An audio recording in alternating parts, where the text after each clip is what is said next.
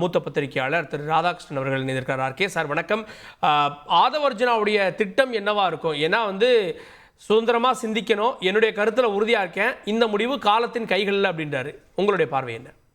நல்லதா போச்சு. அவர் ஏற்கனவே ஒரு மாற்று அரசியலுக்காக நாங்கெல்லாம் தொடர்ந்து சொல்லிக் கொண்டு இருக்கின்றோம். கிட்டத்தட்ட 93 மாற்று அரசியலுக்கு சொல்லிக் கொண்டு இருக்கின்றோம்.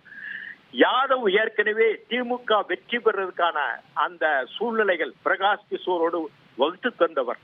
இன்னும் அவர் வெளியே வந்தால் திமுகவை குறித்தான விமர்சனங்களை மக்கள் மத்தியில் வைப்பார். அந்த வெப்பம் நிச்சயமாக திமுகவுக்கு எதிராக இருக்கும். மாற்று அரசியலுக்கு அவர் வர வேண்டும். மாற்று அரசியல் தமிழகத்தில் ஏற்பட வேண்டும். அதற்கு ஆதவுடைய பணியும் ஆதவுடைய களப்பணி அவசியம்.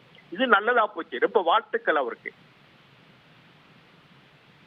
இப்போ அவர் இந்த கருத்தியல் ரீதியாக நிறைய விஷயங்களை வச்சுட்டு லஞ்சம் ஊழல் அப்படின்ற விஷயங்கள்லாம் அவர் குறிப்பிடுறாரு.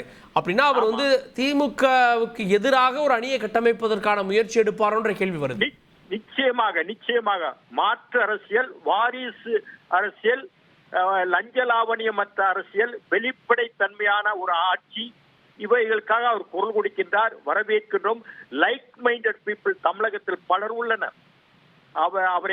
அவர் சொல்லுகின்ற கருத்துக்கு ஆதரவு கொடுக்க பலர் உள்ளனர். அதே பார்வையில் நாங்கெல்லாம் மாற்று அரசியல் வேண்டும் என்று நீண்ட காலமாக பணிகளை ஆற்றிக் கொண்டு வருகிறோம். கிட்டத்தட்ட எனக்கெல்லாம் 30 வருஷமாக 93 மதிமுக பிரிந்த காலத்திலிருந்து திமுகவுக்கும் அதிமுக ஒரு மாற்று அரசியல் வேண்டும் திராவிட இயக்கத்தில் என்று நினைத்தோம். இன்றைக்கு ஆதவர்ஜு அதே கருத்து தான் அவர் சொல்லுகின்றார். அது நல்லபடியாக அமைய வேண்டும். தமிழகத்தில் ஒரு நல்ல ஆட்சி, ஒரு மாற்று ஆட்சி வர வேண்டும் என்று நாங்கள் நினைக்கின்றோம். கிட்டத்தட்ட ஒரு 50 ஆண்டுகள் கடந்து விட்டன. 67 காங்கிரஸ் தோற்றது. அதற்கு பிறகு இந்த அதிமுக திமுக என்ற நிலைதான் இருந்தது. இதுக்கு ஒரு மாற்று அரசியல் வேண்டும்.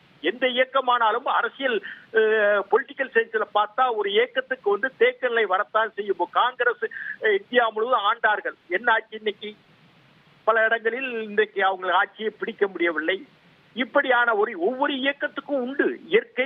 ஆனா அமெரிக்காவில் 2 கட்சிகள் தான். அதனால அங்க ஒரு தேய்பிறை மாதிரி கட்சிகள் போகவில்லை. இங்க பல்வேறு கட்சிகளுக்கு ஒரு சில காலகட்டங்கள் பற்றியா இருக்கலாம். இன்னைக்கு ஆட்சியில் இருக்கிறாங்க, அவங்களை ஆதரிப்பாங்க. நேற்று திட்டவங்க எல்லாம் இன்னைக்கு திமுக ஆதரவா இருக்கிறாங்க. என்ன செய்யறாங்க? நேற்று திட்ட போது நாங்க எதிர்கட்சியா இருப்போம், திமுக இருந்தோம்.